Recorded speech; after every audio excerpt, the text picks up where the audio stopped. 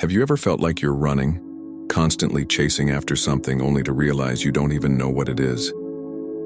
I once met a man who said, "I feel like I'm climbing a ladder, but what if it's leaning against the wrong wall?" That stuck with me because for so much of my life I was that man. Before becoming a monk, I was consumed by the world's demands, always busy, always chasing. But one day I stopped and asked myself, for what? To what end? That moment changed everything. Let me tell you a story. A teacher placed a large glass jar on a table and filled it with big rocks. "Is the jar full?"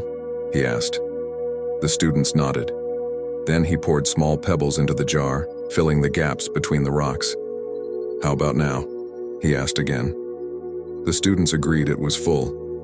Finally, he poured sand into the jar, filling every crevice. "Now," the teacher said, "if you don't put the big rocks in first, they'll never fit." The big rocks are your priorities, your relationships, health, purpose. The pebbles are the smaller responsibilities, and the sand is everything else. Too often, we fill our lives with sand, and there's no room for what truly matters. I see this every day. People ask me how to find balance, and I tell them it starts with knowing your big rocks. Sit quietly with yourself, away from the noise, and ask, what do I value most? It sounds simple, but the hardest journey is always inward. When I first came to the monastery, I struggled to sit still, my mind racing with distractions.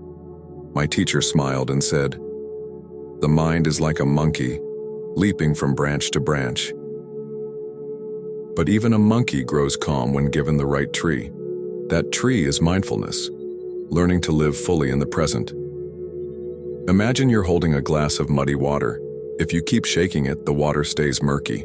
But if you set it down and let it be, the sediment settles and clarity emerges. That's what mindfulness does for your life.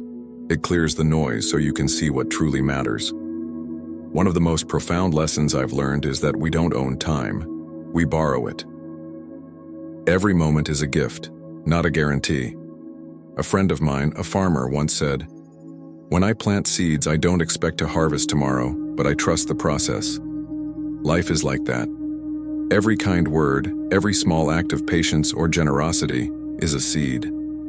Trust that these seeds will grow even if you don't see the fruits right away. But don't mistake mindfulness for passivity. It's not about escaping the world. It's about engaging with it fully. There's a saying, before enlightenment, chop wood, carry water.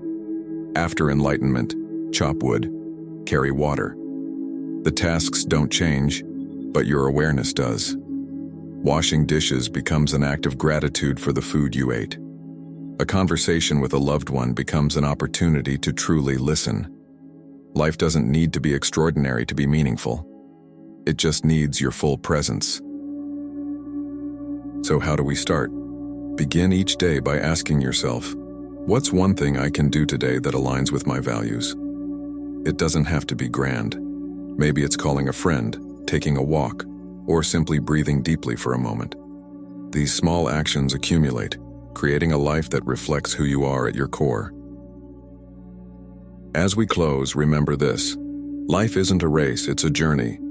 Don't rush past the scenery in your pursuit of the destination. Take time to pause, to reflect, to breathe. The path ahead will always be there, but the moment you're in now, this moment, is a gift you can never reclaim. So, my friend, what are your big rocks, and how will you honor them today? Let's walk this journey together, one mindful step at a time.